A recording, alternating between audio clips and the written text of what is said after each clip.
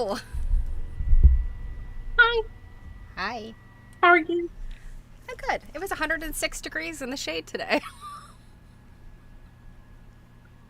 Okay, the hottest we got today was like 90. So like, It was, I think it was 90. I'm trying to remember what they said, if it was 97 or 98. And then with the heat index, it was 106. Boo! That is why my yeah, hair looks like garbage. well, it's funny. I mean, you can kind of tell in my camera, but like not too bad unless I'm really close. I was gonna be like, welcome to my humidity. Um, Yep. but luckily, I'm sorry, as bad as you think your hair often looks, it really doesn't. So You should nice see it when I try. don't put lots of hair clips and things in it. It looks Oh, I like mean, to be fair, I have seen you kind of at your worst. I wasn't going to mention that. That was all you. But anyways, how's everybody doing? Who's here? Who's with us? Who's in the world? We love you. And thanks so much for being here. yeah. Hi, guys. If you guys weren't here, Stephanie and I would have no one to talk to. It I would mean, just be don't get Jill wrong. We could talk to each other forever, but it's not as fun. I love you, but no, it's not as fun. I mean, I think after a while we kind of are like, bye, you know. And I like having lots of people to talk about books with. Speaking of, as far as I know, correct me if I'm wrong, but Stephanie, you and I have not firmly settled, I don't think, on our book for fourth quarter. We haven't. Okay, so I know you and I have maybe discussed a couple of options, but there's time. So if people out in the world want to recommend something they'd like to read, of course, Stephanie and I can always pick something off our bookshelves of Oh yeah. too many books. It's not as if we don't have so many options, but yeah, is there you have to let us know, and you can let us know here, or you can post it on the Facebook page, or you can find us on social media. I'm sorry, Instagram. We're all over the social medias. But yeah, I don't know. I don't know what I want to read next. So Yeah, I have some thoughts. Um, kind of kept on the back burner, like I kind of think like we have a short list of like we'll definitely get to these at some point. But I'm also like always want to keep up with the fact that like there could be books coming out that we just don't know about. And maybe yeah, someone else knows about them. Maybe we'll read something like immediately, like we're reading Maine Quilts, and this book's not old by any means, but like no, because of COVID, it got, its release wasn't as pumped up as it should have been and all that stuff. But like maybe we'll actually get to something like right on time at some point. well, I do know of a book that's being released. I as of April, it did not have a final title, so I don't know if it's something that is like out there to be, but there is a book that I'm very interested in. It relates to one of my many research topics, and I actually talked to the author very briefly. Yeah, when we were in Lincoln, actually. She was part of our thing in Lincoln, and yeah, I'm really excited about that one. I don't know if it's a very niche topic, so I don't know. Of course, I mean, niche topic. So I don't know if it's one that people will be interested in, but as soon as the title's released, I'll definitely throw it out there to people just to advertise that the book is coming out. So yeah, that being said though, like I mean, I can't speak for everybody, but I think most people enjoyed the dress diary and the things we talked about and learned about in there. So I mean, also everyone keep in mind too that we're not, even though we're quilt nerding, we do adjacent things too, sewing tools and other interesting textiles. I'd like to read something at some point that might go more into like the sampler route, but I don't know. Yeah. Not something massive, something smaller, like or even there's a lot of cool books out there about like the Lowell Mill girls and stuff like that kind of history. Like I'd find that very interesting. There's also like some stuff we could watch together about it, Yeah, so, yeah, just throwing that out there. thinking there's going to be some watch party time for us. So I know we had mentioned doing a watch party of the quilters, which is only like a 30-minute thing. So that's something I think that, you know, we could do it'll have to be a private thing because of copyright and stuff, but the documentary maker, and I'm totally blipping on her name right now, but she's encouraging quilt groups, quilt guilds to do watch parties of it. So yeah. Hey LJ. Oh, hey, so LJ. You want the Passionate Quilter? Passionate Quilter. Is that fiction or nonfiction? I don't know if I'm familiar with that. I haven't heard of that. I need something to write on. Yeah. The Passionate Quilter. Passionate Quilter. And of course, no, I can't find a pen. Nonfiction. Okay. I have not heard about that. That also implies that there are non-passionate quilters. So is that maybe the companion book? I'm an impassionate quilter. Yeah, I am not familiar with this one. Well, I will see if the NEQM library has it tomorrow, and I can take a peek at it. But yeah, anyone else welcome to throw out suggestions. Obviously, we can't, guarantee that your suggestion at this point in time wins, but we definitely keep a list. Okay. Of stuff. Well, I have to say, I just looked this up, and if I'm looking at the right copy of it, it says it's got stunningly beautiful Northumbrian and Welsh quilts in it. It is covering a whole bunch of modern quilters, including Setsuko Obi, Pauline Burbage, who I'm very fascinated with, Deirdre Amsden, Liz Bruce, Mary Fogg. So these are British quilters, some of them. So, yeah. Well, that's a possibility. We will definitely add that one, LJ. Thank you for bringing that one up to our...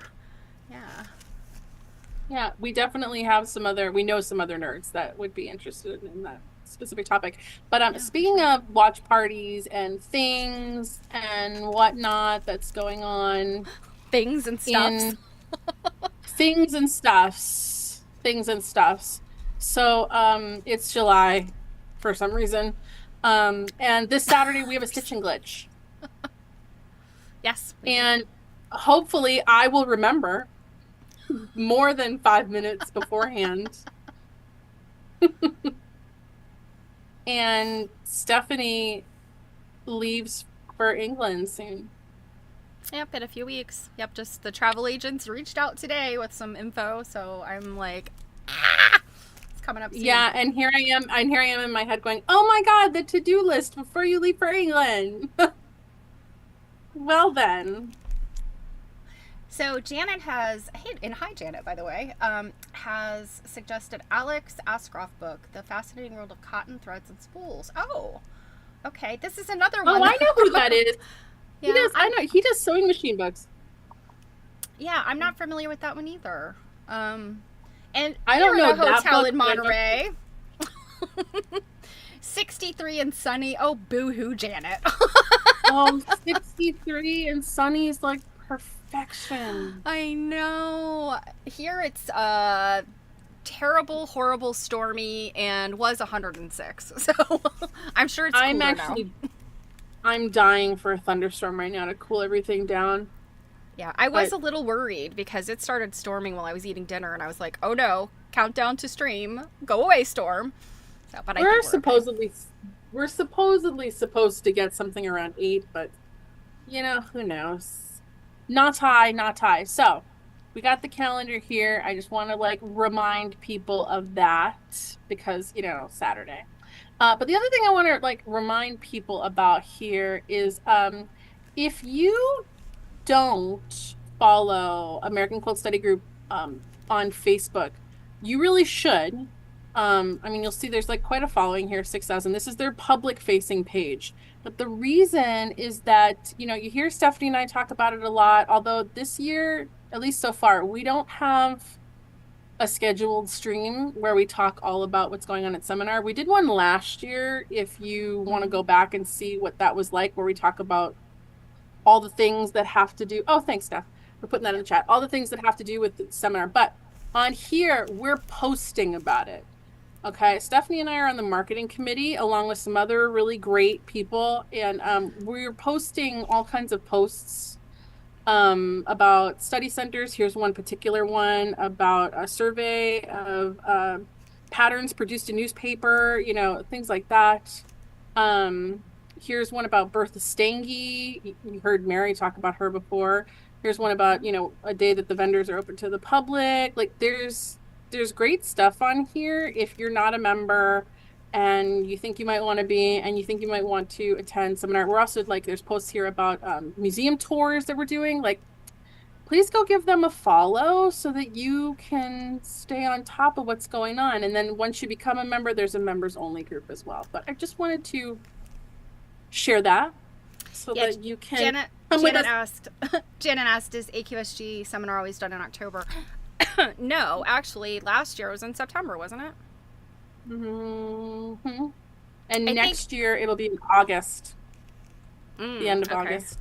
Okay, yeah. It always has to do with where we're going, and what their season is like. It couldn't have been any earlier in Maine because of leaf peeping season. It would have cost $1 million to go. And I would even argue the time frame we're going now is still on the semi-expensive side, but yeah, it's always like that part of the year. But 2026 is in Lincoln at the IQM. So if you have always wanted to visit the IQM, this might be the time to join AQSG and plan for seminar next year. Because it will be, I think, kind of a big blowout. There will be lots and lots of coolness to it. Yeah, and Stephanie and I have already had a sneak peek at the IQM. We didn't get to see near as much as we hoped to because our trip was so short, but it's well worth the trip. Yeah, the IQM is very cool. Very cool. So, but yeah, even if, regardless of what you're doing in 2026, we definitely think that you should come to Maine this year. Yes, absolutely. Because we'll be there. I didn't mean to take away from Maine because absolutely, I'm actually getting very excited about Maine. Just reading this book, I've learned so much about Maine that I just didn't know. And having only been there one time and literally was like drive through, have a lobster roll, go back to Massachusetts. That's all I know of Maine. So half of me kind of thinks like maybe for as long as we're reading books together that we should plan on reading, if there's a state book available, right before we go to wherever the hell we're going. Yeah. Very curious because I'm pretty sure there's a Nebraska state book. Then for the year out there was in Iowa. I'm positive there's got to be an Iowa one. Yeah. Because, there's a lot I'm pretty sure there's Nebraska. So. I think I have it. I think you're right. Too. Yeah. So, okay. Any more announcements? Aside from the fact that next week, which is, I always forget, it's the 15th, our assignment is going to be chapters 4 and 5, and that's page 91 to, you think I would have looked beforehand, but no, I didn't. Stephanie and I were busy complaining about the weather. Which we do so often. We could just we could just record it and play it. It's 91 to 131. 131. Don't get scared. Yeah, that's not too bad. Lots of big full page pictures of quilts. Oh yeah. Yeah, you know what I was just thinking, instead of talking about the weather at the top of every stream, which I also do on my own stream, we should just record it so we could just push a button. And if it's here's a recording of today's complaints. This is the hot season complaint. Wah, it's too hot. Wah. And then then we'll have the cold season complaints. It's so cold. Oh my God. I've got all the quilts on me. Wah. I don't know if you've noticed, but I don't complain about the cold season near as much as I do about the hot season. I think the thing that really gets me when it's cold is just the weather more so than the cold. Like ice and all that stuff is my. If I don't have to go out in it, I don't care. Yeah, same. I used to complain about the cold a lot more when I worked prior to COVID and having to go to an office. That's when I complained about the weather, but yeah. All right, so are we ready to get into chapter 2? A Time of Revolution? We are ready to get into chapter 2. I really enjoyed this chapter for its veer into some adjacent relevant items. Mm-hmm. And I actually did take a bunch of notes or I highlighted a bunch of things in this chapter. Yeah, Janet, I know, and that's I do love the Monterey area. My sister-in-law used to live just north of there. She's moved inland farther into Sacramento now, but I've never been to jealous California. of you. But I guess we're going to stay at Janet's house. Yeah. She'll have new floors for us. Yep. So I really enjoyed the history of this chapter, talking about the early 1800s, a big textile revolution in terms of printing on fabrics. I was never really considering the printing aspect, only really just like the manufacture of. And it's one of those things where like I kind of knew bits and pieces of this information, but like didn't necessarily put it all together. Like the fact that like you get, we start with the block printing, which is really prevalent for a while. Then we get the copper plating. Then you get and then we get the cylinder. And then also I wasn't really super familiar with the term penciling. Were you? Yes, I had heard it. The reason why I knew some of this stuff already was because of this little book. Which we read on my stream, and it like really went into a lot of that information. So yeah.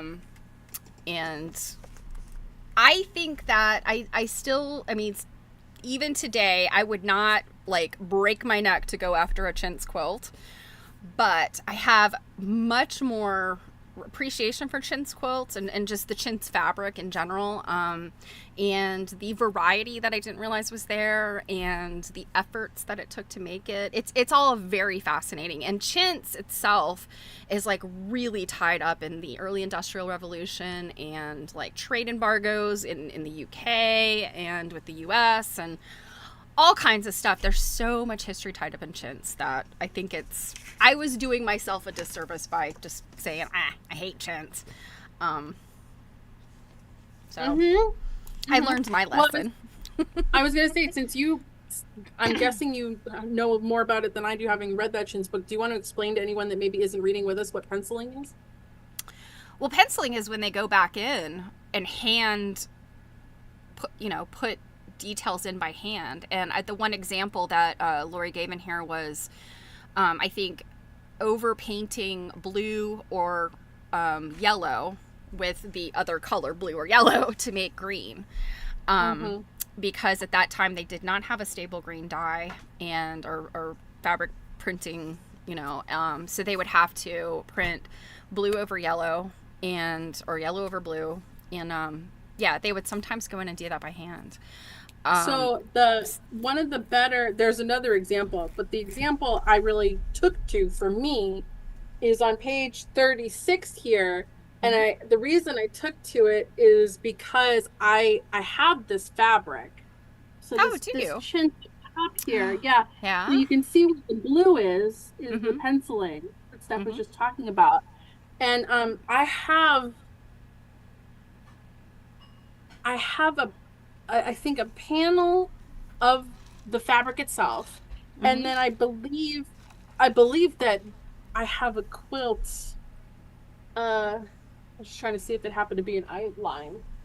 I have a quilt or two in my inventory with that, and then also I feel like many turnings we're coming across this particular print. Yeah, absolutely. As soon it was like, look at the penciling in this print, I was like, oh, for crying out loud. Well, what I really love about this one is just like that mishmash of I mean, it's almost like I didn't even pay attention to the fact that it's a bunch of toile and chintz. It's just like such a riot of color, and you guys know I'm a more is more person when it comes to quilts, and I just love that. I was like, whoever this maker was, they had access to some interesting stuff and they put it all together. So I like that. While we're on page 36, if I may read something that I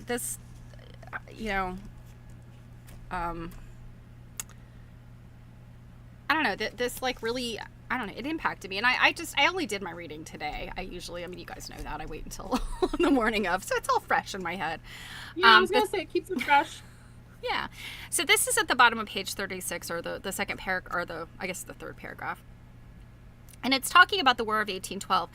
And this is a quote from, I don't know if she said exactly where the quote is from, but it says, "The rhetoric of the Revolution and the War of 1812 emphasized home production, not only because it was an essential component of the nation's economy, but because images of industrious, self-sacrificing, and patriotic women domesticated and softened the often harsh realities of political conflict, economic uncertainty, and war." This is the War of 1812. We hear, in my opinion, virtually the same kind of thing about the Civil War, the start of the Civil War. It's from a book by Ulrich called The Age of Homespun. Okay. Yeah, and which this sounds like a book you would actually like. Yeah. Well, there is a really great book from the DAR that really gets into this specific topic from like the Revolution, and it might have even been a little pre-Revolution, to the early 1800s, when it was a big deal to wear homespun, simply because it meant you were patriotic. And, we were finally out of England's grip and we had our own industry. And so, like, I think this is what this is kind of touching on. There's this industriousness meant you're patriotic. But it's women that are doing this stuff. And, I think about it. I think about all of the times when there has been strife in the world and, men are off fighting wars. Women are the ones that are keeping things together and, from a general perspective. And I thought this was really interesting that. So to point on that, I'm going to jump ahead for a minute, but just to quote something that really catches what you're talking about here, into the next chapter, which we'll go right back to where we are after I point this out. But on page 66, when they're talking of the discussion of the quilts of She Street, the very top here, Lori writes, "To judge from published histories, women played no role in the life of Cumberland, Maine, apart from marrying notable men and bearing notable sons. Yep. Yes, the occasional wife had to captain her husband's cargo ship when her spouse died suddenly on a voyage. But overall, the histories suggest that the women's participation in the history of the town was so minor as not to bear mention." Right. She just had to pilot that barge. That's all. Yeah, right. Work. Whatever. Mm-hmm. Yep. Yes, and that I had highlighted that too. And yes, it all does come together in the sense that women were just never, nobody paid attention. Like, you were just doing your ubiquitous womanly duties of raising your children and keeping the house together and driving your husband's barge when he died. And and Esther just said, I bet you she asked for directions when she needed them. Yes, and was it oh shoot, what's the island off the coast of Rhode Island that you went to where there had been a lot Block of Island. Block Island, yes. I bet you there would not be that many shipwrecks around Block Island if women were driving those boats. Oh God, we gotta get Janet Dionis on here sometime to talk about Block Island and the shipwrecks and stuff, because she's very fiery about the topic. She's very passionate about it, and she's done such extensive research that yes, I bet you she has a thing or two to say. And by the way, she's going to be doing a study center, right? Mm-hmm. in Portland at AQSG seminar. So, in fact, I think that's the one study center I signed up for. I think is hers. If you didn't, I was gonna fire you. Yeah, no, I'm so excited to hear about her. Just you really got me excited. Oh my God! For anyone that wasn't around whenever I'd mentioned it, the New England Quilt Study Group, which is not, it's loosely associated with AQSG, but it's not technically affiliated. It's just a group of us from New England that get together and go places and look at quilts. But we had the chance to go to Block Island. It was the best day. And it was right at the end of the trip that Steph and I went to the Penn Dry Goods. I had to like skedaddle early the last day and like make my butt back up there. But anyhow, went to Block Island. It was gorgeous. It was amazing. And Janet Dionis, the director, she had just set up an exhibit about the island and the shipwrecks and the wrecking cloth. And we got to look at quilts with this cloth in it and hear about the shipwrecks that had the cloth. They can trace some of the fabric to the ships that sank, and it's so cool. There's ghost stories, and it was so good. It was so good. Everyone had the best time.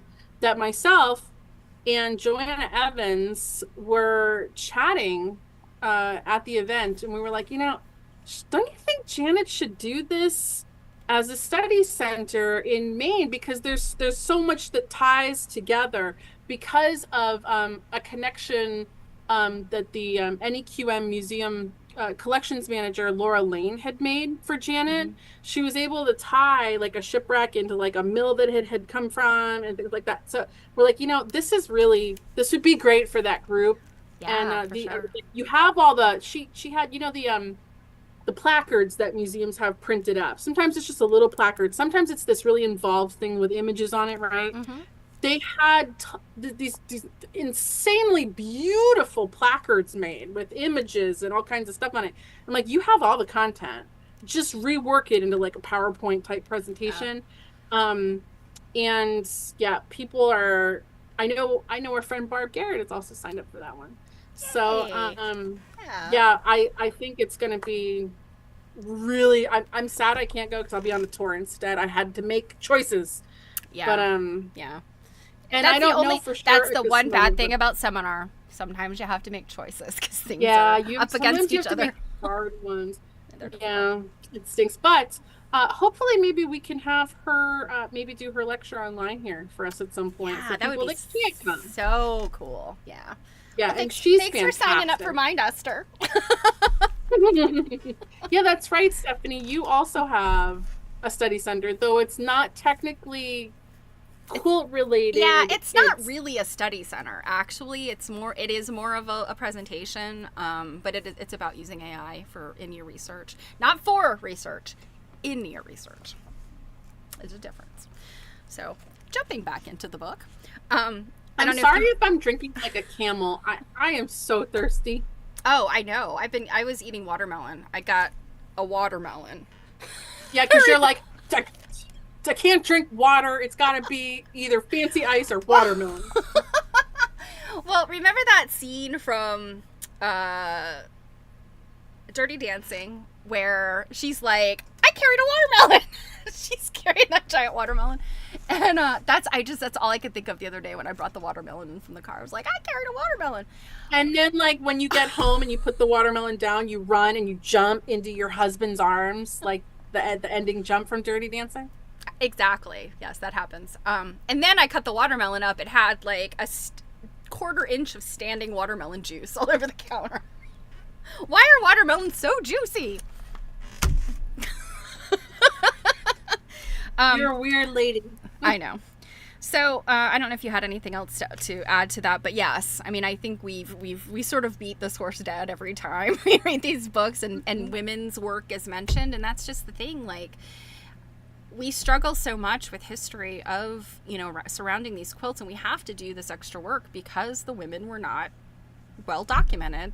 And it sounds like in Cumberland they were not documented at all. Oh my God, there were women in Cumberland, right?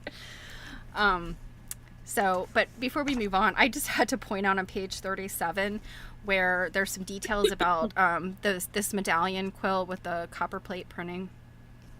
This is a really interesting quilt because I think it says, doesn't it say it's got like, is this the one? No, I guess this one's all copper plate. There's one in here that has like multiple types of printed fabric. Like some are roller printed, some are copper plate.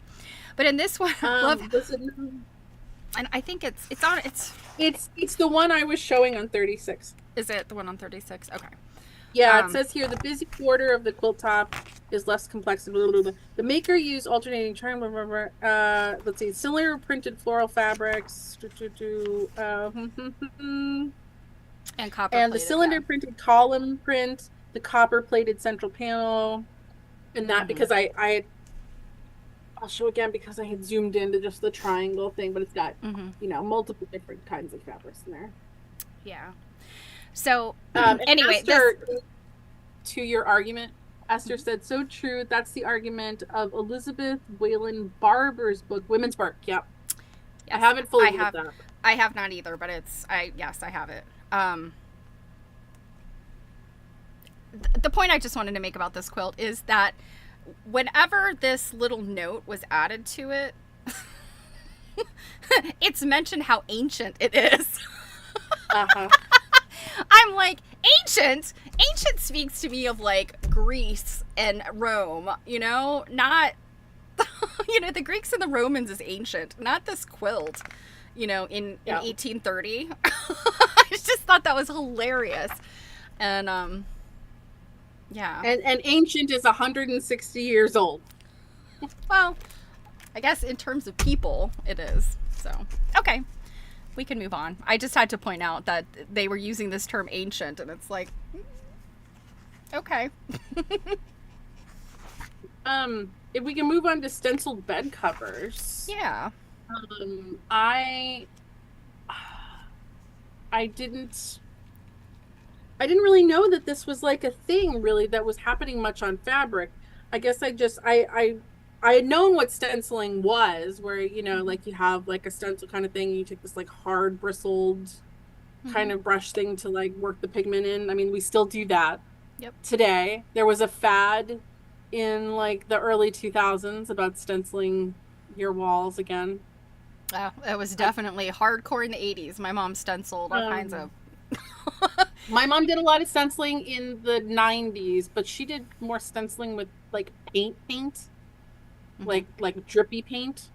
Oh, okay. No, my mom had the brush and she would stencil like decorative boxes and, the chair rail and the like right up against the wall, and I can't even remember what all else. I don't think we necessarily had any stenciled furniture that I could remember. I don't think, but yeah, she went crazy with the stencils and the stiff brush. Yeah. This little quilt on page 40 with this, it's a small inset photo. I like the little story here of this masterpiece, I'll show it in a sec here, of American folk art was found by an auctioneer folded in a dresser drawer during an estate evaluation. These are the kinds of stories that people like myself salivate over the possibility of being a part of. And I will say, even though I'm not doing actual estate evaluations, I do make house calls. I've made a few. And while some people have had some very interesting things, no one so far, I think I've made 3 or 4. No one so far has had something that's like, oh my God, like the museum needs this. This is important. Like nothing like that. But that's one reason when you did get me a kind of a cool colonial lady. I have met some very interesting people. But that some people are like, oh my God, you're willing to make a house call? And I'm like, yeah. And I'll tell you, most of the people that I'm willing to house call for are elderly. They can't come to me. They don't necessarily know how to take a picture. There was one, I think the one you're talking about. There was one woman, she lives in the next town from me here. She lives in like an old, like colonial barn type house, like a farm. Mm-hmm. And she didn't just have a quilt. She had a whole barn full of stuff that she was like, do you want to see other stuff? And I'm like, your butt I do. And it was like her barn's like 3 stories. It's old. It's rickety. We're looking through like, okay, she had some neat stuff. And I'm like, yep, I want to climb up to that 3rd floor. That's really scary and I might die. You bet I did. Anywho, so yeah, like everyone says that these stories of finding like these treasures, and they say like those days are done. And I'm like, I don't believe that. Nope, not in rural areas. There are places, there are places even today, and the challenge, I think, like particularly in kind of semi like rural, like where I live. I mean, I'm technically almost agricultural, like where I live. It's almost like rural farming community, but I'm on the bus line because I'm only about 15 miles outside of the city of Baltimore. So, because Maryland's such a small state, but we have lots and lots of farmland, and there are tons of old, like, abandoned homes and barns that are just falling to pieces and stuff, and I'll drive past those places and kind of wonder. And the challenge is who owns it, That's the problem, is finding out who owns it, and But, I mean, it's not even just that. Like, people think that in the 90s, everyone found their family treasures and said, screw right. this. Yeah. I know plenty of people in let's say like the boomer age range that kept all their family crap and never went through it. They just like stored it and were like, I can't deal with this. And we're about to enter in one of the biggest transfers of wealth generationally to happen from like the boomer or Gen X down to like the millennial generation. There's still definitely things that can be found. Oh, yeah, absolutely. Well, sure. And this is, hey, Robin, so good to see you. Long time no see, girlfriend. So what I was going to say, and this is, not to get off track, but this is kind of this idea of there are things out there. There are, and I heard this, I think it was on a podcast ages ago, and it was one of those podcasts where it was a person talking about this thing from when they were a kid, and they weren't, like, sure, like, did this thing really happen? Like, what was the deal with it? And this one story was about this kid that he, I don't know, whatever, for the summer or something, went someplace, and he and his buddy found this house, and like, it was like time stood still. This house, it like 1930, 1940, something like that. And I think he's telling the story as a child in the 80s, I think. And basically they of course broke into the house and snuck around to see what was going on, and it was like, clearly nobody had been there in a long time. Well, as it turns out, it was a situation where the family was in financial trouble, and they just walked away from their house, and nothing bad happened. I mean, it wasn't like there was some horrible tragedy. It's just like they were gonna have to, like, declare bankruptcy or whatever you did in the 30s and 40s, because financial stuff was a little bit different then. But they just were like, yeah, we can't take care of this anymore. We're just going to walk away from it. And they went and moved in with like one of their children or something. And I mean, literally this house, and I'm not talking about like they gathered up their belongings and left. Like, no, they literally probably took the pair of shoes they were wearing and the shirt on their back, and they split. There were things in this house like, newspapers and like all the furniture, the linens, the dishes, the glasses, and a watch on the side table kind of thing. And of course, when he was a kid, he was like, oh, it freaked me out so much, thinking like these people got like abducted by aliens or something. And it was like, no. But things like that happen, and you never know. And in situations maybe where an elderly person has died and the bank has to take over, sometimes they will just send people in to like clear it out.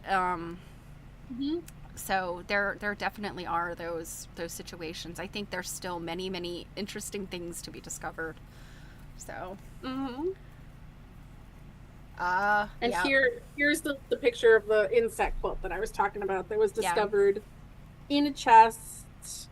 And it's all stenciled. It's got all kinds of stenciling on it.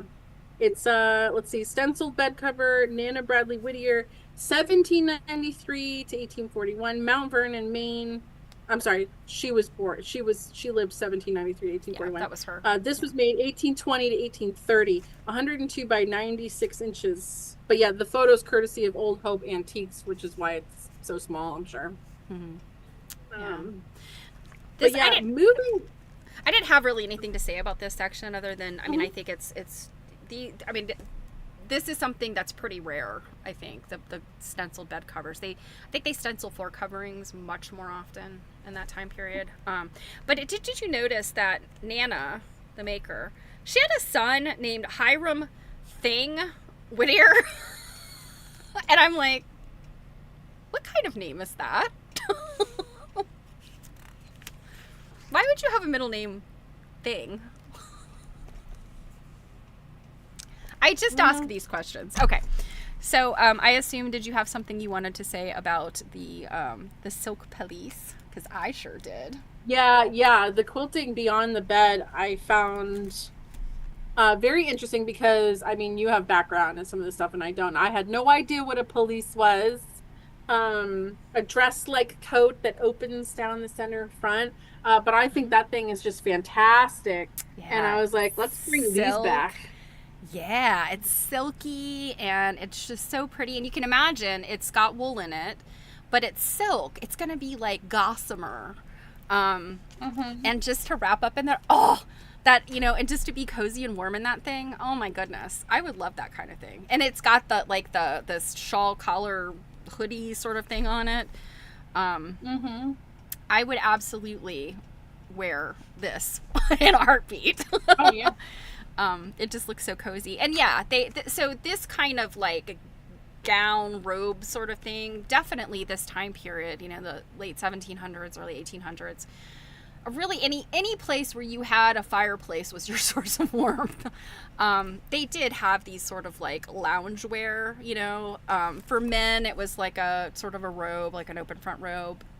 For women it was this kind of thing. So yeah, they're pretty common. Well, and because this particular silk pelisse is courtesy of the Maine Historical Society, I wonder if we're going to get to see it on that field trip during seminar. I know. Because I'm guessing that these photos really don't do it justice. So yeah. just saying there. Yeah. And then of course on the next page here I found like the variety of bonnets. I had no idea. Now, okay, let me qualify this. I did know that I'd seen corded bonnets. So I had seen things that had, to give them structure. But I'd never seen, so the stuff on page 45, I never seen some of those. And the one I love is the pumpkin hood. Because it's like such a big poofy thing. Can you imagine? But can you imagine how warm it was? I know! And I'm just thinking, I just need a sunbonnet Sue wearing a quilted bonnet, and then my life is complete. But yeah, these fascinated me, and I'm sure I've seen this stuff, and it just did not I don't know, it just didn't hit me like. Yeah, I've definitely seen some of them at shows, antique shows, like the Sturbridge show that was actually yesterday. In Mass. It's 3 times a year. The July one is pretty dead though because it's so freaking hot. So today starts the week of Brimfield. Yeah, that's what I was about to say. That means that's July Brimfield, right? As you can see, I'm not there. I will probably try to make it over to my favorite antique store over there though because they have late hours this week. They're open until 8. So yeah, I might sneak over there. But anywho, I think so. There's at the Sturbridge show, they have a couple of antique dress vendors with really, really incredible stuff. And I've definitely seen some things like this there. But you're not allowed to take photos. Well, I guess I could ask the vendor because I have had other vendors that are like, no, it's fine, take a photo. Yeah, but, I haven't been to too. I mean, I guess I've been to a couple of antique shows where they had, some significant amounts of linens and household linens and clothing and stuff. But, clothing of this period obviously is quite rarer. But I'm so fascinated by it, like just looking at it because you see the pictures and you see paintings and things, but actually to see the garments in person, you're kind of like, they looked so like alien in the in the pictures or the paintings or drawings or whatever, and then you actually see them in person and you're kind of like, it's just a big ugly dress. I mean, a big ugly long dress, like whatever.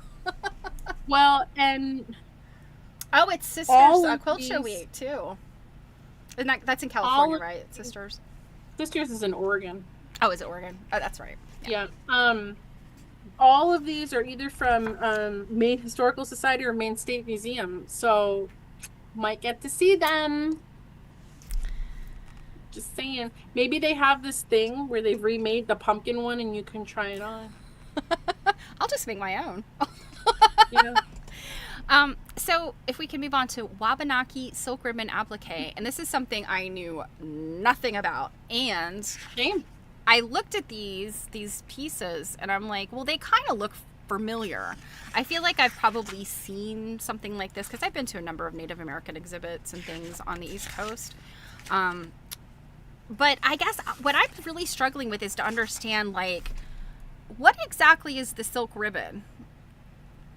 Like, so the hat, the peaked hat on page 47, like those little curly Q things. At first I thought, oh, is that the ribbon? Those are beads. So, like, what's the ribbon? Like, is that green edge and those, like, kind of golden? Maybe at one time it was more of a white or I don't know, white or yellow. I don't know. Is that ribbon? Like, yeah, I'm gonna guess. Yeah. Because if you look at the top where it's not, yeah, it's got little pieces of, yeah, that's why I was thinking, like, that's the ribbon. And I guess there's embroidery type stitches on top of it, and then they have the beading. And they're kind of around the part that would be close to your face, that green. I've been trying to figure out, like, they manipulated I'm guessing these are strips, so they either manipulated the green or manipulated that ivory color, you know, whether that's the original or not. And it seems to, I don't know, they manipulated it somehow. I don't know, like scrunching it in or cutting it. I'm just not clear. I don't understand. And I always want to know, how are these things made? And I would love to, like, examine this, like hold it in my hand and look at it. So yeah, Esther, yeah, right? You know, yeah, like, I want to see it in person. I want to know what this thing, like. Yeah, well, this is Maine State Museum, so you might see it in person. Yeah. I will say, if for people that like indigenous museums and things, I haven't been to any in Maine, but in Connecticut, the Mashantucket Pequot Museum, which is on the grounds of Foxwoods Casino. It's that group that owns it. Their museum is incredible. It's like state of the art, like, insanity. And it's in my God, it's in Connecticut. I'm having a total brain fart. We went there when I was doing my archaeology dig down there, because the Kevin McBride, who I don't know if he still is, like, the chief curator, but he was at the time. He is friends with my professor, Steve Silliman, and we got to go, like, behind the scenes. We got to go, like, in the vault. It was really cool. But that place is amazing if you're in that area and interested, and you should totally go. But I don't believe, if I remember correctly, seeing garments specifically like this, because obviously we're dealing with a different tribe. Yeah. But I was just trying to think, because, like, some of that, so, like, that green, it almost looks like the green covers the whole bottom, because you can see on the bottom where the brown is, like, wearing thin. You can see green underneath. And then, like, they added, like, a cut piece of that brown again on top, or maybe it comes over and folds or something, and they just, like, cut it a particular way. Yeah. But yes, I agree. We're missing out on a lot by not seeing more of the close-up detail. Yeah. Yeah. Oh, Esther said in Maine the best one is that like Abe or Abe? Okay. Abby. I'm not sure how to pronounce that one. Where is that, Esther? Just for people listening that might want to go. And it's funny, of these tribes that she mentioned, the only ones I was actually familiar with were the Penobscot. I also like the painting on page 49. Oh, I was gonna say the same thing. And I'd looked at the painting really before I did the detail of the reading, and I was like, is that little tiny, like, what looks like a doll down by her feet, is that supposed to be her baby? It is. That's her baby.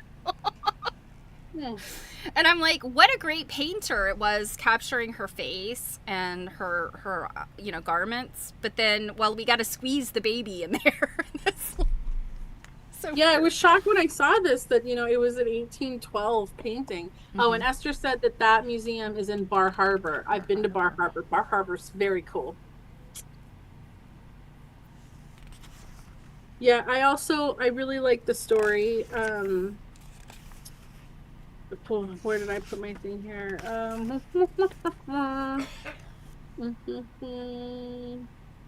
Oh, silk ribbon applique is delicate, exacting work. This is page 49. Jennifer Neptune, a noted Penobscot artisan, recently recreated a chief's collar similar to that worn by Francis Stanislaus for Penobscot elder Charles Shea. And they go on. It's the remake here is on the following page 51, this 225, because it continues. She estimates that the original would have required more than 500 hours of an artist's time. Mm-hmm. This one here. Yeah. And what Steph and I haven't mentioned yet is, the whole overarching theme here in these garments and things is that it's all about communicating identity. Mm-hmm. and kind of your place and your status, in the tribe, and who you are and what function you perform within the hierarchy of your society. Yeah, I I spoke to a Native American some point at a folk festival, and he was saying that, think about regalia in the sense that, you can look at, say, like military folk, or, quasi-military, like ship's captains who are not necessarily military, but they have stripes, or they have, insignias, or they have, like, medals and things, and that will tell you how, the importance of this person based on what, how much stuff they have. And it's like there's kind of a similar aspect of that in some of these tribal garments that, very specifically communicate something. I like that, how much stuff they have, and it's true. Yeah, the see that person over there with all the stuff. Yeah. The stuff for that person's important. The ribbons and the stuff. Mm-hmm. So I don't know if you want to hop into antebellum album quilts, but I did have one thing. So the examples here, sort of at the back of this chapter, on the very last page 56, and I know I'm jumping stuff, but I don't know that you might have something to say, but this figure 2.34, the Flying Geese strip quilt with Harrison print, I thought this was really interesting about that, because he was such a short-lived president, and there were other things about him that were interesting. Like, he was, until Reagan, he was the oldest president. He had a 2-hour inaugural speech. Like, my God, 2 hours. So what they're saying, what she's saying here is that the popularity of the printed fabric might be because, as a memorial, like, people acquired it after he died, not so much about his presidency, like, supporting him into office, but memorializing him when he came out of office because he died. So I thought that was really interesting. I never really thought about that. I mean, and I knew all those facts about him. You learn that stuff in school, 8th grade civics or whatever, but he's not someone you think about much. Well, and the way that, because I mean, this isn't the first fabric, right, that we've been looking at, like, together, that's presidential or candidate based in some way. And it's funny, sometimes the way they're depicted, they kind of remind me, and what you were saying about the collective aspect of, like, commemorative stamps. Like, you remember with, like, the British Empire exhibition becoming one of the first commemorative stamps? That was a big deal. And I feel like it really pulls on to a different kind of people than, like, maybe people that were interested in collecting fabric. but the same kind of goal of like that commemorative, whatever part of that person or that event, because it could come from either way, right? People might have had it because they were supporting him. Sure. Or they had it because afterwards they were like, wow, what a weird time and place in president history. Like, gotta have this thing now. I mean, and because this quilt, I'm wondering too, I'm sure, like, if Pam was here, I bet you she could tell us, like, right off the top of her head. But because this is 1840, this particular quilt, well, it's circa 1840. I'm wondering how many crazy quilts maybe some of this shows up in because of that commemorative. Often they cut out people, like presidential fabrics. Absolutely. Yes, absolutely. And I've seen that. Yeah. Hi, Laura. Welcome. Oh, and thank you for my unicorn. His horn's cut off up there, but somebody made that for me. Yeah. I was gonna say, you haven't, at least tonight, you haven't told us about the unicorn. So I've had it hanging up, and she's also said your basket quilt. Yeah. This basket quilt is for sale, by the way, on my Instagram page. Just FYI. This unicorn small mini quilt is not for sale. It was made for me. It was a Modern Quilt Guild swap from, I can't remember it was a number of years before the pandemic, but it's a long armor who did it, and I can't remember her name. I think she's kind of well known in wherever she's from. But what I thought was amazing about this is all of the quilting is done in silver. It's all silver thread. And if you guys that actually do like machine quilt, try to put a metallic in any machine and the machine's gonna go break. So either your thread or your needles are gonna constantly break. So the fact that she like just beautiful swirls and the mane and all that, I was just like, this is the best swap I have ever done and gotten. Yeah. I also just noticed that my basket quilt is kind of like running away from like it's hiding. Well, it's not really hiding a mess. There's just a lot of quilts stacked underneath it. But anyhow, all right, moving on here. So some of these quilts looked so dang familiar. And as I was reading, I was like, oh, that looks really familiar. What? Was that in Pam's book? And as I'm reading, I'm like, yes, of course. There's a bunch of these are potholder quilts. Yeah. So I was going to say, we probably don't have to spend a ton of time on the potholder quilts just because we've already, for anyone that hasn't been around, the book we read most recently was Pam Week's Portable Patchwork. And there's a lot of overlap between these two books. And she wrote the article for the potholder quilts in this book. Because example here, this quilt on page 58. We've definitely seen there's more in here. And some of these quilts you get to see at Seminar in Maine. Yep. Just saying. So do you want to skip ahead to She Street? One thing I want to mention real fast is I do want to mention Pam's essay here about inscribed quilts. Yes, I thought that was very good. Yeah. Well, particularly because it wasn't long ago when you were talking about these stencils. I forget what we were doing, and I have one in my collection I should have grabbed. So I got to see a bunch of them. There's a woman that her name is Pat. That's right.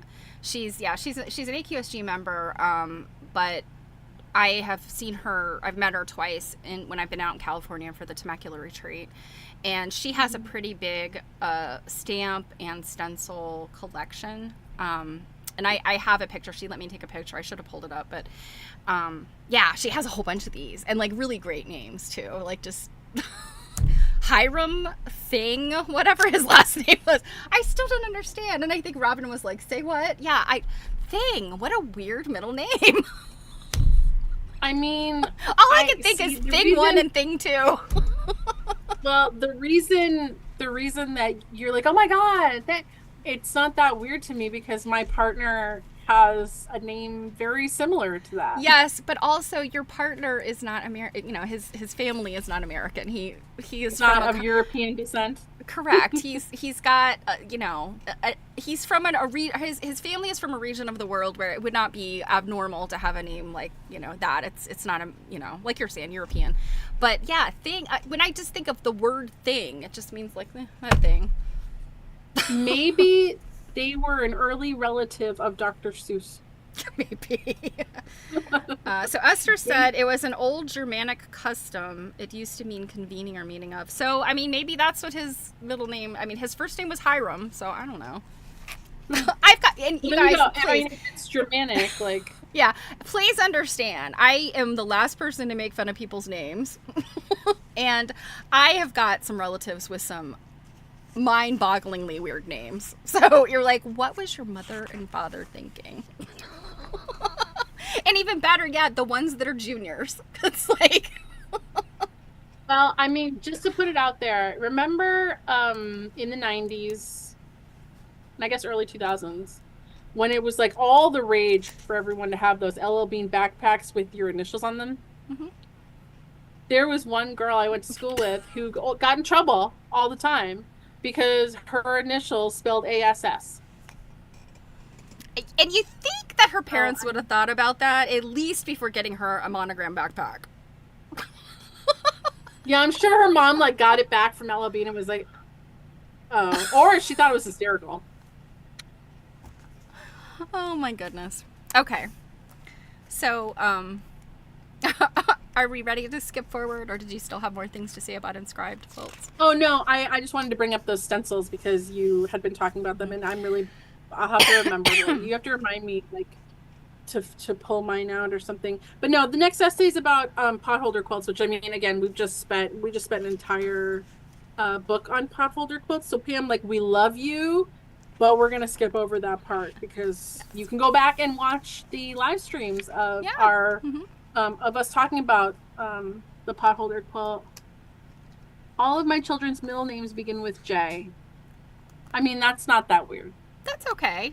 Yeah, I mean, I'm hoping that your children's middle names aren't like Jingle or Jackass or like, I'm trying to think of funny J things.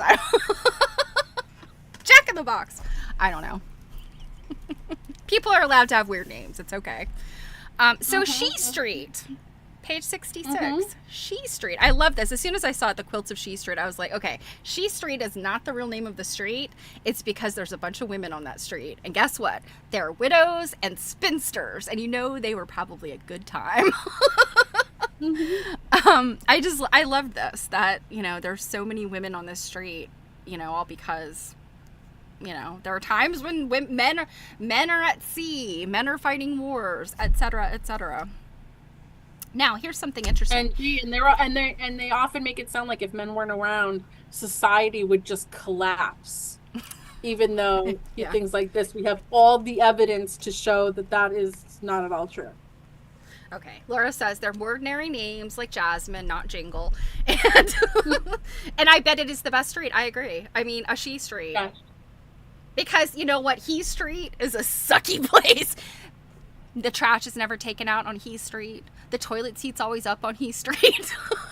Now on She Street, things are organized. You can find what you're looking for, and there's always snacks. And they replace the toilet paper roll. Exactly.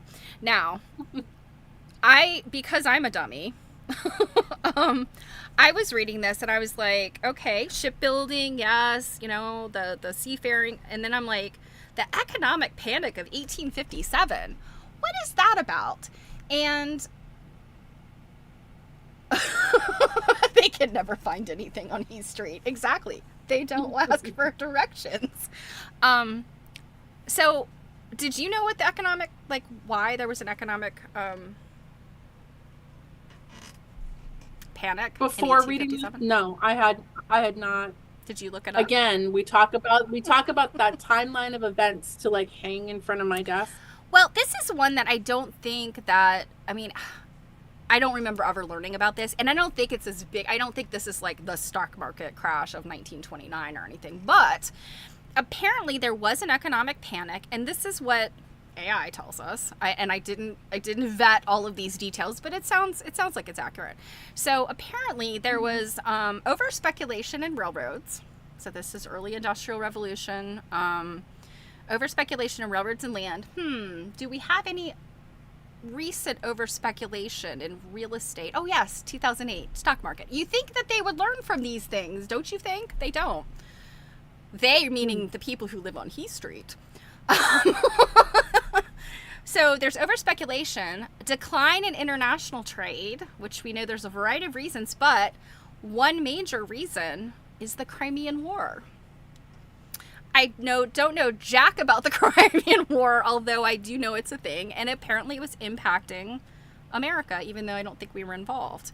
Then there's the failure of the Ohio Life Insurance and Trust Company, which led to bank runs and declines, and market declines. So basically, it's exactly what we expect, having learned how Wall Street and the stock market causes these things. And I worked in the financial world for a long time. I could bore the crap out of you guys for an hour talking about this. But please don't.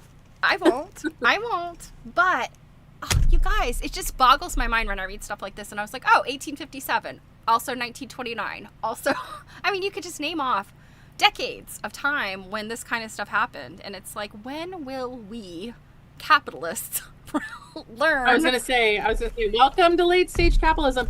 And Esther, this was early stage capitalism. It was happening. I mean, no, I know, but the fact that we haven't learned and now we're in late stage. But Esther also pointed out that you didn't have any social supports, so it was correct. Yes, bad. And it was the stock market crash of 1929 when they went, crap, this has happened again. And that's when social supports came out of, the two presidents, Hoover and Roosevelt, right? Yeah. So anyway, that was my history lesson for the day, was understanding that we had this economic panic, and that was really interesting. The quilts are amazing. I have to admit, there came a point where she was going back and forth between like the C4 quilts and the ladies, the LCS quilts. Yes, it got a little confusing. Yes, I was like, and I'm like flipping through the pages, and yeah, it lost me a little bit. This is one of those things that I do have to say that quilt researchers can get super granular about. And I'm not complaining, I'm not criticizing, but it is one of those things where I think this is where people who are not so deeply invested in quilts get lost, because they're just like, but it also this analysis she did of the names, I have seen incredible results when researchers do that kind of like mapping out the quilt and finding the names and then comparing those names within the community, and they can really solve questions like, why did this happen? And then and you can kind of like start to piece it together. It's almost, I almost picture like all of these quilts need to be on a murder board. You need like the red string to connect all the things. Oh, I'm sure I'm sure they probably did that. Because... yeah, and it's like, yes, and exactly. And I loved the one where it was like this one quilt had to have been made approximately in these years, because there's the one woman's married name is on it, but the other woman's maiden name is on it, and it's like, it's stuff like that. I'm assuming that's genealogical gold. Yes. Yes.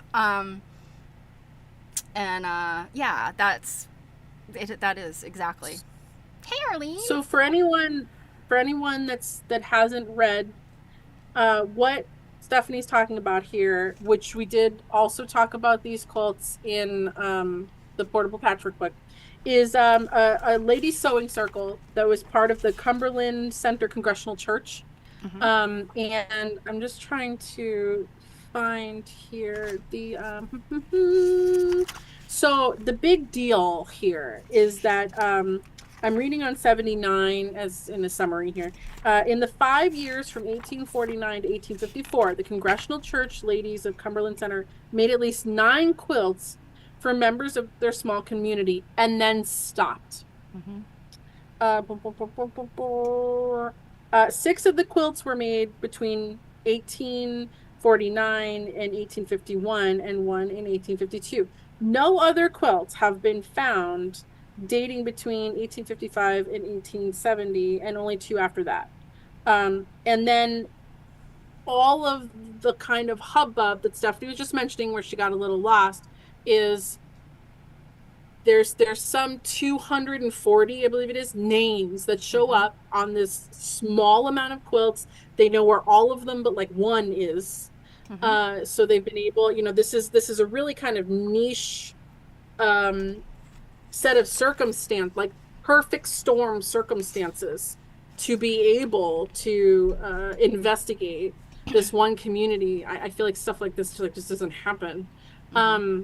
And based on, all of that, they can kind of narrow down who the group of women might have been based on how many names show up on the most quilts and things like that. And they keep going back between these quilts, and, so it gets a little confusing. Then there's the one woman that was on, like, unexpectedly, or I guess she's, like, on all the quilts or something, or I can't remember the specifics, because at that point I was, like, a little boggled.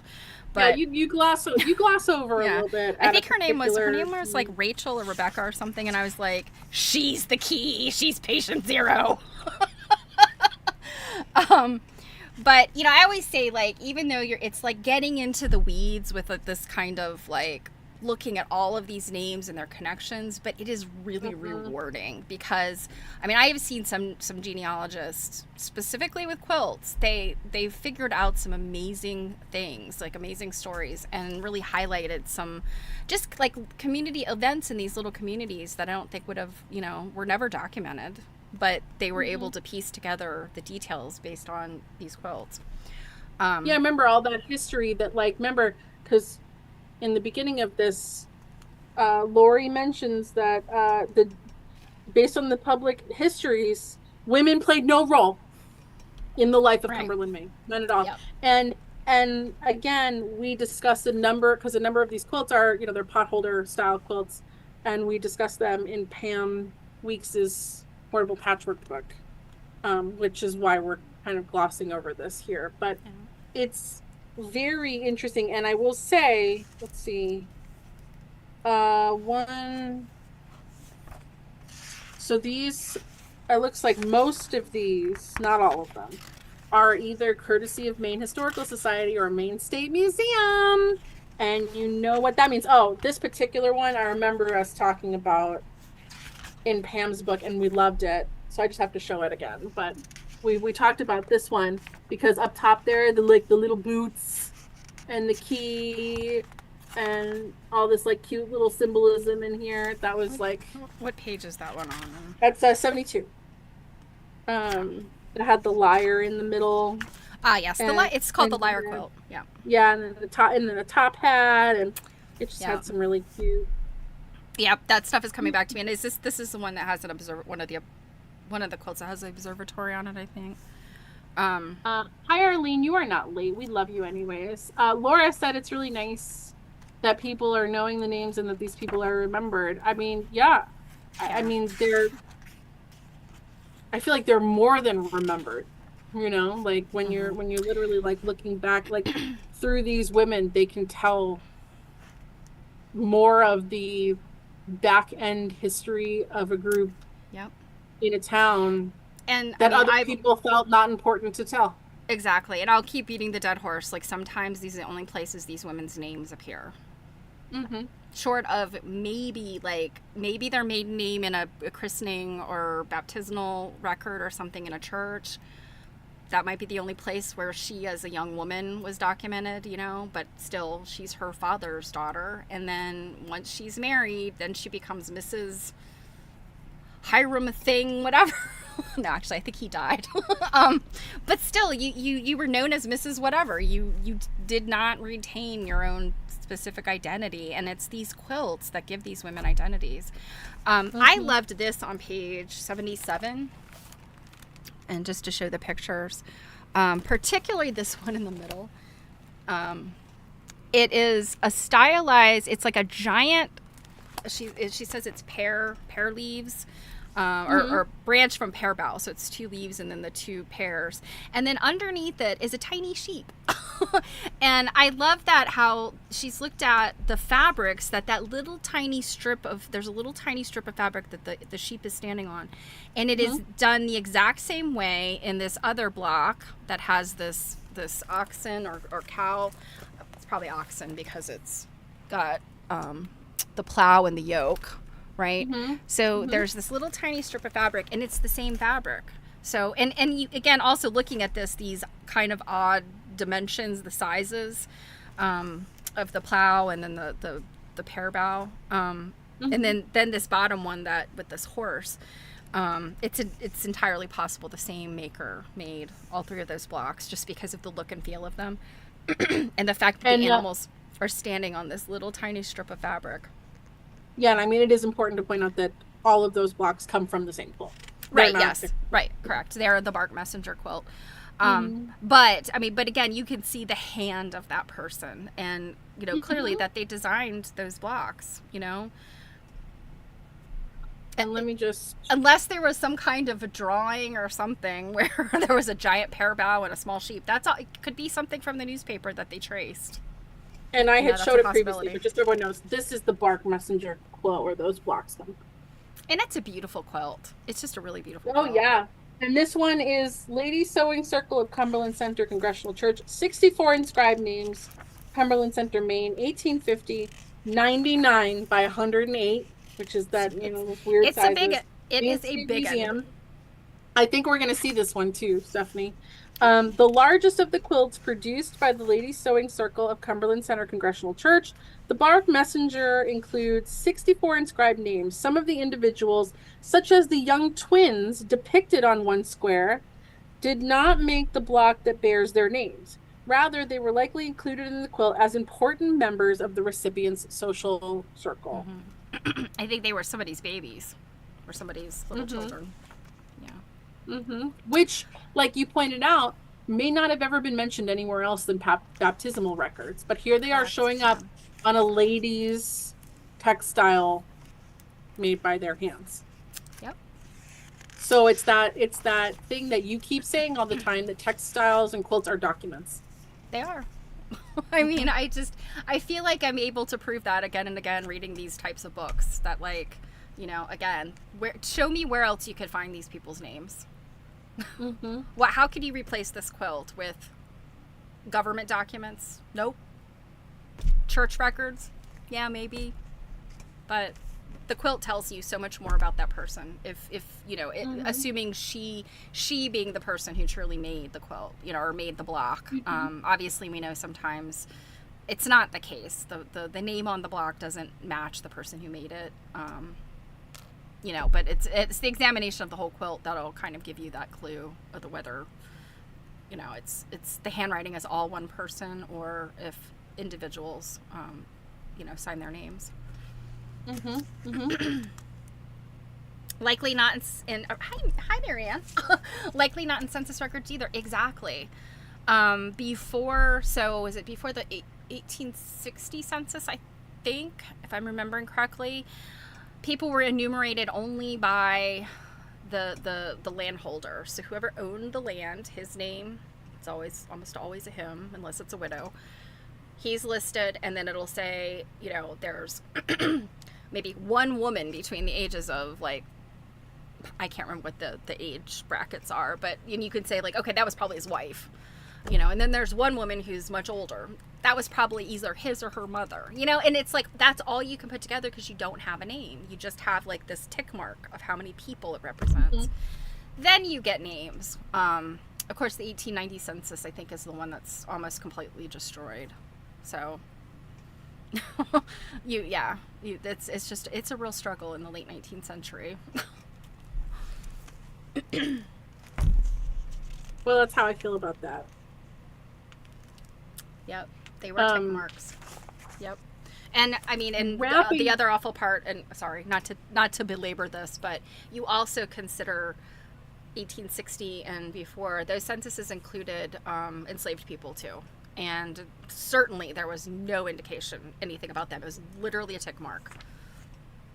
X number of men, this, you know, and then it'll have their race, and so you know they were enslaved people. So, but no idea who they are, what their names were, where they were from, what happened to them. So the census is great, but the census is sometimes not very helpful. So, okay, I interrupted you. No, I mean, your thought needed to be finished. I was just going to say, like, in kind of wrapping up, because we're nearing the end of this chapter, on page 80 here is this short essay by Deb Grana and Lori LaBar, which we know Deb Grana because she was one of the people that did the Terrytown quilt exhibit. She and our friend Sharon Waddell. Yeah. Yes, she and our friend Sharon have such amazing quilts. I'm like, will you guys adopt us? Yeah. I'm sure some of their quilts are going to museums, but you know. Well, I was just going to say, if you guys want to, Stephanie and I did do a video about that exhibit that has some quilts.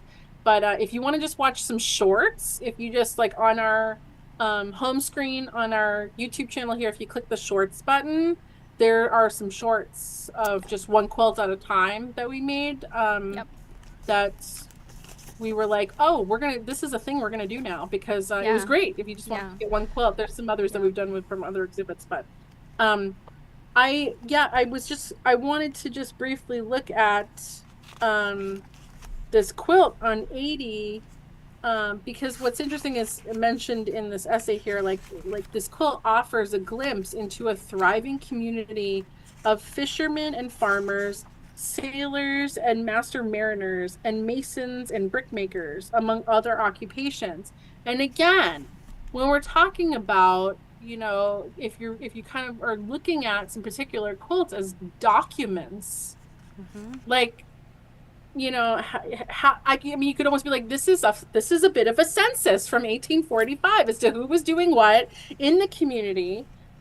This quilt is just gorgeous.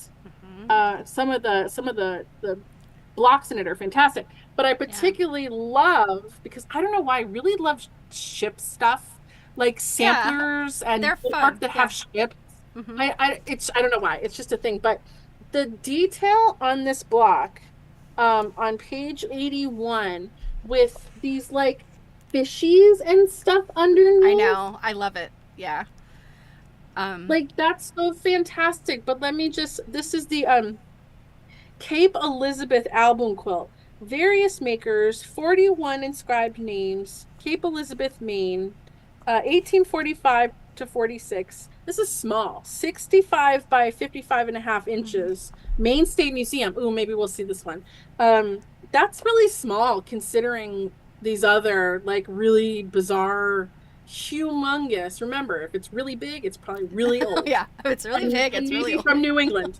But this one says, let's see, only one block of the Cape Elizabeth quilt hints that its makers came from a neighborhood of skilled laborers, farmers, and families who made their living from the sea. And then from that detailed photo, the realistically depicted fishing vessel on the Cape Elizabeth quilt, sewn by a friend or family member of George Lovett, is strikingly like that on another quilt. However, its colorful applique fish are highly stylized. Those are some of the best darn fish I've ever seen.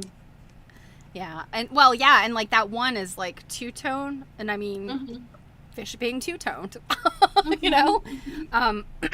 I also am drawn to ships on quilts, and I feel like every time I see a Baltimore album quilt, many of those, or a number of those had quilts, had ships, and I feel like I'm always drawn immediately to the ship and like looking at it because they are. Do you think it's just because we live in coastal states? Well, it could be. I mean, I'm not a boat person, but I don't know I think what it is for me is that it's of course the connection to the coast, obviously, but I think it's the intricacy. And I have yet to see one of these sampler quilts that has a ship or a boat that's not detailed. Like the way that they execute these ships, whether it's, you know, applique or embroidery or a combination of the two, I always read like it was possible to identify the type of ship because of how many sails it had and like what the rigging all looked like. And I feel like I've seen this over and over with, East Coast, particularly New England, but East Coast quilts, where you'll see something like this ship that's depicted on page 81, and historians will be able to say, maritime historian can look at that and say, that is a blah, blah, blah, blah. And usually they're weird names, like, that's a frigate, or that's a, like, whatever. But that's so cool that it was so specific. They could have just done a little boat with a little sail, but they made these detailed enough that you could identify what boat this was. And I think that's just so cool. That's just a really craftsmanship. That's just, it's. Laura agrees. She lives on the coast or near the coast, and also loves ships on quilts. Yeah. And then Robin it is like a time too. There is a place and time. You probably don't see that many ship quilts in the 20th century. You see little boats. Well, and I feel like the ones we make now are the ones where it's like 2 triangles. Yes. Yeah. And then Robin said, I wonder how many of these were made as fundraiser quilts. Each person paid a small amount to have their name on the quilt. Yes, Robin, those are definitely mentioned in here. Mm-hmm. I don't know. I think potentially one of those ladies sewing circle ones, one they mentioned. Yeah, the Cumberland. Was yeah. A fundraiser. Mm-hmm. Yeah. Yeah. Is there anything in particular here that you wanted to look at real quick in the gallery of this chapter? There were 2 quilts that I just thought were particularly lovely. Of course, I love the samplers. The samplers are just fantastic. I will always be drawn to samplers, but I thought that these other 2 quilts, so this Baskets and Poinsettias quilt, I thought was really lovely. It's just really pretty. And I think it's kind of neat because they're set on point how they did the cutouts. The cutouts are cut out like as a kind of a weird angled thing. I thought that was really neat. And that's the Serene Wright Baskets and Poinsettias quilt by Serene Lane Wright, Otisfield, Maine, 1840 to 50. 88 by 89 inches, and courtesy of the Knight family collection of Yarmouth, Maine. I don't know who they are. A tag that has remained with this family quilt reads, made by Mrs. Frank Knight's great-grandmother, no name, between 1840 and 1855 in Otisfield, Maine. Mrs. Wright's masterful folk art design included several types of fruits in baskets, along with a variety of poinsettia flowers. Yeah, and I just noticed that every basket looks different. Yeah, it's got something different on the top of it. Yeah, I've seen a number of quilts. There's one in the 30s. It was a newspaper quilt that was like that. It was you pieced the basket, was based like a basic basket I want to say it was like it was not a block of the month. I think it was like every week the newspaper had a different one, but it was the basket itself was basic, like you just piece those over and over, but then what you put on top of the basket was all these different kinds of fruit. And it might have been a Ruby McKim. I'm not sure. I can't remember. It might have been a Ruby McKim quilt. But anyway, and then the very last one, page 90, is the Laurel Leaves quilt. Mrs. Powers, because we don't have a first name for her. Could have been Mary, Elizabeth, what was Reliance? Wasn't that a name that we found in here? Reliance. I love that name. Possibly the Presque Isle, Maine area, 1850 to 1860, 93 by 76 inches. Courtesy of the Shelburne. We love the Shelburne. Gift of Miss Edith H. Porter, 1954. Oh, that's the that's the accession number. So she gave it in 1954. Identity of the quilt maker is not completely known. Her name may have been Powers, and she likely lived in the Presque Isle area of northern Maine.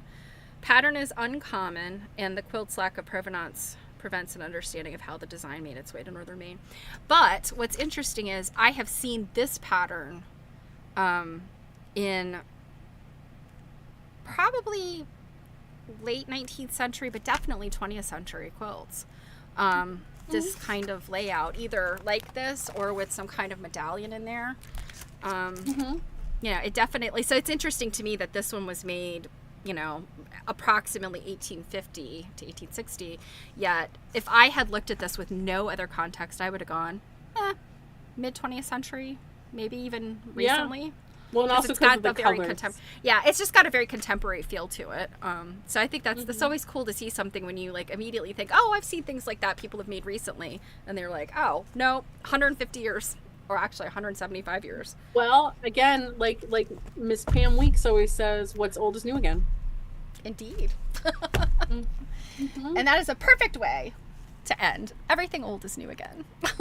Yes, it is. So just as a reminder, we have a Stitch and Glitch this Saturday, the 12th. We'll start at 2 p.m. and we go till we're hungry. Yep. 2 p.m. Eastern time. Eastern time, by the way. Yes, 2 p.m. Eastern.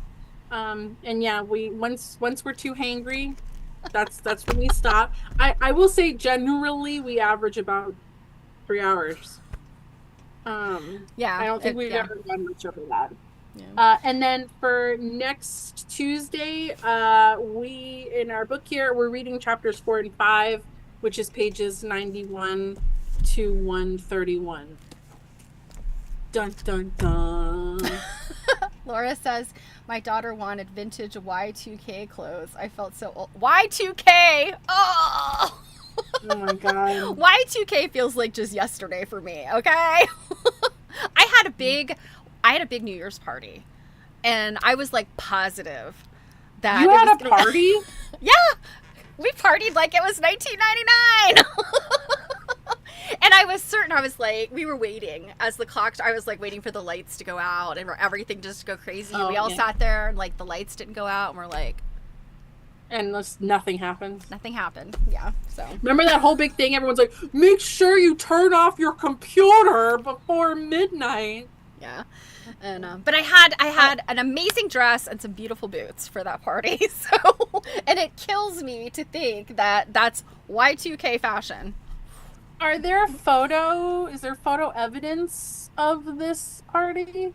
Because I don't know which part of it I find weirder. Like, I think the weirdest part is that, like, you had a party. Me had a party? I know. Like, it might be the last party I had.